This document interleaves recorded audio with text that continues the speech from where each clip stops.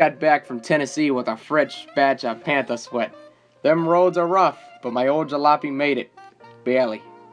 I pulled up to my humble abode a day earlier than expected, and I had some flowers for my dame. Before I left, we were fighting about some mook I had kissed her. She said they were just rumors and that I should trust her. Well, I had calmed down, and I hope she had too.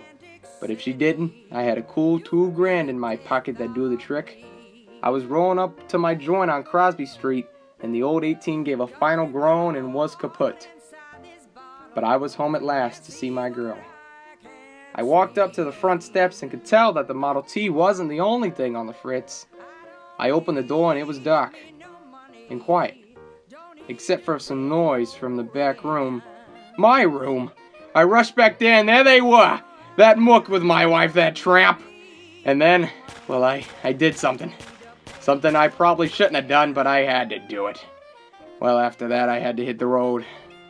I couldn't drive, so I had to hoof it to the new hot spot that I'd been supplying. The Blind Lion. I walked in and sat at the bar. Norman knows me, so he slid me a glass on the house. I was pondering what to do, and figured I could just call my buddy Winston to clean up the mess. But before I called, I was gonna finish my glass of sweat. I'd never say anything to Norman, because I'm the runner, but it tastes a bit watered down. About the time I'm done with my drink, I heard the voice at the door that was attached to the utter bane of my existence. The stinking dick, Arthur McDonough. It was the 21st of February, 1924. Prohibition was in full swing and my city was at the wrong end of the bat. Palms were being greased, so our grip on crime began to slip. Everywhere I looked, another straight cop went crooked, and I was the only cat on the force that hadn't gone astray.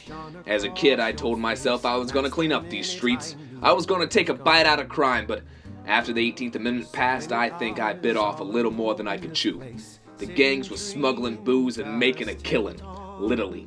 Those cops who didn't turn to a life of crime were turned against the wall and shot down in cold blood. I knew I had to get out of Dodge, but first I needed to take down one last man, Franklin Naranvino. A man so lucky that a leprechaun would look for him at the end of a booze-fueled rainbow. I'd been tracking this fella for the better part of a year, and during that time we busted up 12 gin joints, all with the same juice.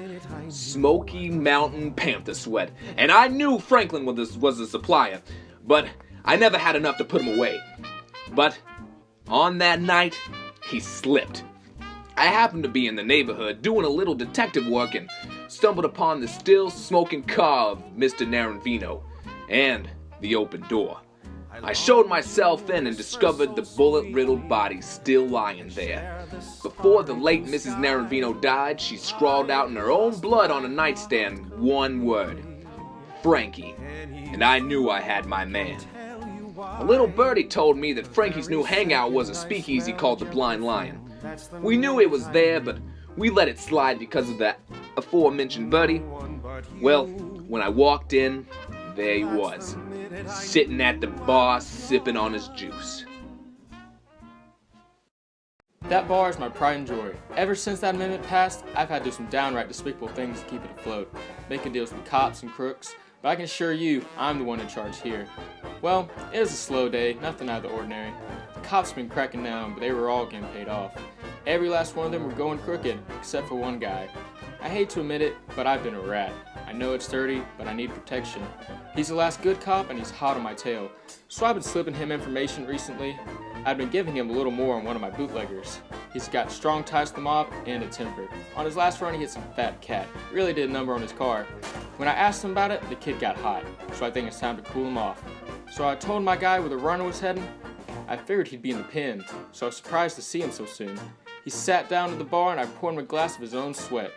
We talked and I learned that he and his wife had a bit of a falling out. Well, I felt bad for him, so I slid him another glass. Don't tell anybody, but I've been running this stuff down to get a bit more bang for my buck. I don't think anyone noticed. He sat and chatted for a bit. I was about to leave. About that time, old McDonough walked in. Didn't want to scare the killer right in front of me, so I didn't say anything. But then the cop had to run his mouth.